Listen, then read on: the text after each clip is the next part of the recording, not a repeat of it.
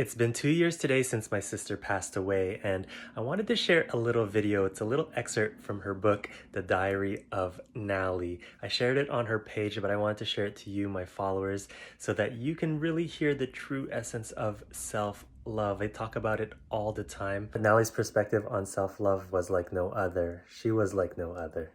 All right, have a listen. Self-love is beyond believing you are beautiful. It is learning to love yourself when you are at your weakest and most vulnerable. I was forced to connect with my humanness, acknowledge my hardships, and fall in love with my grit, resilience, creativity, free spirit, and childlike sense of humor. I discovered that what truly made me feel alive and vibrant was how I made others feel in my presence.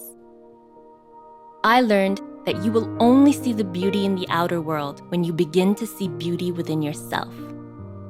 Suddenly, the joys of living were enough to remind me that I am perfectly imperfect. I learned that even when you're not in the limelight, you can still shine bright.